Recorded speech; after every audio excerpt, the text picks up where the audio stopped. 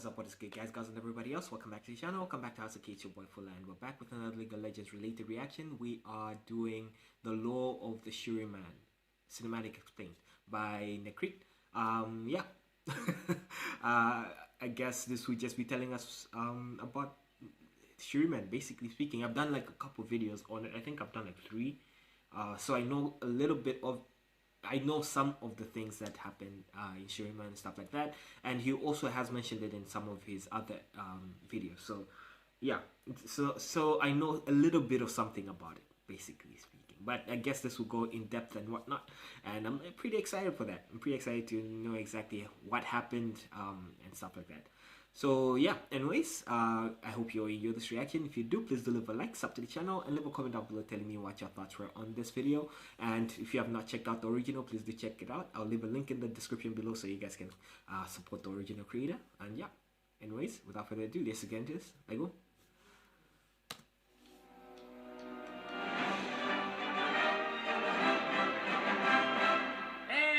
Back to explaining cinematics. Go. It feels like yesterday when we talked about the Yordles. But funnily enough, after this cinematic, there will be more cinematics to explain. Because this one isn't even from the Tales of Runeterra series. Technically, this is just a trailer for the newest expansion. Just like the Targonian trailer, where one of the Targonian Vastaya saved one of the falling stars. Yeah. And just like after that one, we get a Tales of Runeterra Targonian cinematic. I am expecting a Shuriman cinematic once the expansion launches. So don't worry, on the 3rd of May, when that likely happens, there will be more explaining to do. But now, before we dive into this one, there is one thing I quickly need to mention. Unlike the previous expansion, which was pointing at canon events that were happening in the universe, I remember watching this. Not necessarily being canon 100% scene for scene, this cinematic is. As you'll see, and as was explained many times on Twitter, this trailer is actually canon. And what is happening here will matter in the future stories. So without further ado, let's have a look at what is even happening here. The scene begins with some kind of a messenger, which will turn out to be Azir's follower, running out of Renekton's den after stealing an important artifact. This messenger then whips out a glider and a hoverboard. And if you pay attention to how he's moving, you can see that he's actually hovering above the sand. And because weaving elements around Shurima is a thing, after all, Ishtal, the home to elemental magic, is right beside that place, this means that just like someone like Talia is a stone weaver, this person might be a wind weaver. Anyway, then there is a shot at one of Renekton's followers. Because as we learned from Renekton's bio, and as we learned from the story that was released yesterday, which by the way we will cover on this channel next, Renekton has his own cult of followers. Which by the way is an awesome reference to the fact that the Darkin, who simply said this guy looks cool, also had their own warbands of followers. This guy looks so cool. So it is kinda awesome to see Renekton somewhat following the path of the old Darkin. Regardless, then we finally see the artifact this is Renekton like a Darkin as well? Was never mentioned in any of the stories so far. From the official Twitter post, we learned that this artifact will be important for the future stories. Here is the description we got. Azir may possess the power of an Ascendant, but without the lost seal of the Emperors, some would claim he has no right to rule Shurima. Intent on proving them wrong, he sends his most trusted warriors to recover the relic.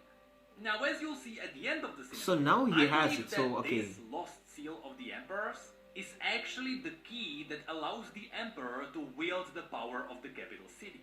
You'll see at the very end that after it starts flowing, the relic, the waters of life start flowing from the heart of the city again. Which, by the way, is a big plot point in the story. There are 2 big reasons why Shurima crumbled to dust. First, after Xerath's ascension, the sun disk fell, but connected to that, the Shuriman River of Life stopped flowing, and that essentially doomed all the villages and cities around. So again, at the end of the cinematic, you will see that with this artifact, Azir essentially revives this ancient power.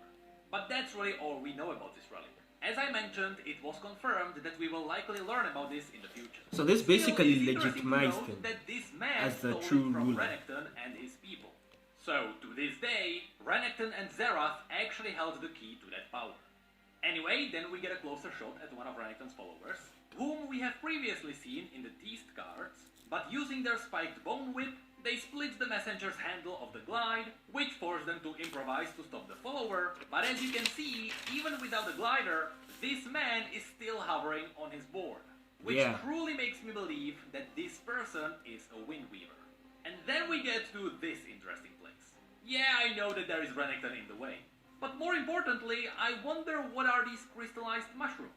I do believe there will be a card explaining these. Because honestly, I don't think we have ever seen these before. I didn't even right think about either these those are like at all. actually crystallized mushrooms, or, and this is more likely the case, I think that these are geysers. They look like frozen water that was rushing from the ground. So this place might actually be connected to the drying of the rivers. But regardless, again, I do believe that this place will be explained in one of the cards. By the way, this means that we will also make another video explaining the cards themselves. But then Renekton jumps in, he shatters the hoverboard, he tries to kill the man but misses horribly, he shatters one of the crystallized structures, and this sends the man underground. This gets us to quite an interesting place. This actually seems to be Nasus's personal library. Because as those of you who have seen our recent Shuriman video know, even though Nasus was one of the most brilliant tacticians in the world, he didn't really enjoy war. And rather, he liked to win wars and conquer lands, so that he could take books and scrolls from the conquered lands, and he could lock them in a safe place. Hey, it's a legit reason. That way, Nasus could preserve the knowledge of the world. For the books. So, it makes sense that Nasus would have his personal library. And these two raids seem to be its protectors. I am pretty sure we will learn about these from the cards as well. But right now, these are new to us. This shot also reveals that there are more of these raids below. So there are more than 2 of these. And I do believe they backed away because Nasus himself stepped in. Now when I was watching this for the first time, I was wondering why was Nasus trying to stop someone who was serving Azir. But on Twitter I actually got an answer to this question. Basically, without context, in this scene it may look like Nasus is evil. But in reality, there was an intruder in his library. And so he basically just stepped in to make sure everything was fine. That's why here Nasus seems to be aggressive. In reality, Magi basically just broke into his place. Also, so yeah, in this shot specifically, you can see that this place serves as a crossroad of portals. In just a moment, it will be revealed that the portal Nasus stepped out of is leading to Azir. But the other 2 gateways are unknown. Theoretically, it would make sense if these gateways led to the different libraries of Shuriman. We know that there is one in the different of Shuriman. Okay, of Shuriman. But there is also a massive library in Nashrame to the north of Shurima and in Narimazeth to the west. So, nothing confirmed, but I personally believe that these gateways lead to the different libraries. So does Nasus... Thematically, that would make the most sense. Does he control all these libraries? Does he look after all of them? Nasus is evil, but he just noticed the man was holding the legendary seal. Oh, just so he this might have just library. taken it to make sure it gets to Azir safely. But of course, he gets interrupted by Renekton. The 2 get into a fight. Renekton smashes Nasus to the ground. But fortunately, the messenger picks up the seal. He jumps through the gateway Nasus stepped out of. And that's how it was revealed that this gateway led to Azir. So just like it was described at the end of Nasus's bio, Nasus is currently standing by Azir's side. And he's advising him on how to rule the Empire. And here we finally get to see Azir in HD. Also, I do believe that these are his private chambers. And you can even see some of the life already restored in this city. You can see I never noticed that at all. Are already flowing. But as they take a magical elevator to the top, which by the way makes sense, all of these buildings are empowered by the magical light of the sun disk. But at the top, the man picks up the helmet from a new character, and this helmet, according to the concept art, belongs to the Golden Warriors, which will likely be Azir's elite warriors. Again, we will learn more about these from the cards. And here, people freaked out because Azir apparently has pants. That wasn't always the case if you didn't know. Those legs are naked, and those are actually his feathers. But yes, as Azir held the seal of the emperors, the waters of life started to flow again. And this is why I believe that this relic is the key to the power of the Shuriman capital. It would make sense why people wouldn't see Azir as a proper emperor without this relic. Because without it, simply said, he couldn't bring Shurima back to its former glory. That is true. They would be missing an essential part of the empire. I also love that this scene is a reference to the old login screen, which we got back in the day when we got the Ascension. Oh, that's actually pretty cool. There, the login screen revealed the waters of life also starting to flow. That's pretty cool. And then as the camera zooms out, not only can we see Azir's army of golden warriors, which is a brilliant reference to all the sand warriors which Azir had before, but also behind the source of the waters, we can also see the sun disk. Yeah. And this really gives you context as to how big it is. Yo, it's massive. Just imagine how much power Xerath got from it. I didn't even look at it twice. But yes, that's where the cinematic ends. Yo, So I did not notice that it was that this big. cinematic is just one massive tease as to what the lore will bring. Not only is this setting up all the story we will get from the cards on May the 3rd when this is released, but apparently Shuriman will also get new stories, which might focus more on the relic. But more than that, I hope we learn what Renekton and Xerath wanted to do with it. Anyway, that is it for this video. Just know that we are not done reacting and explaining cinematics. At the very least, we should also get a Tales of Runeterra Shuriman cinematic. But also, there will be the cards. And of course, among the first ones, we got a card that covered me in salt. Shuriman Poro. He's a creature from the north. How can he even survive the heat? Oh, man, Poros are amazing. But yeah, that was a good video as always. Very informative. Actually, I never thought that I would ever want to see, you know, a giant croc man fight a giant Anubis man. But that was actually very cool. That was very cool. Interesting. Some of the things I never even looked twice at. You know, I did not even like look that closely to when I was watching the cinematics. Some of the things I just didn't notice, like the life coming back in his chamber, in Azir's chamber. I did not notice that. I did not notice how big the sun disk actually is, which is massive, fam. It's fucking massive, yo.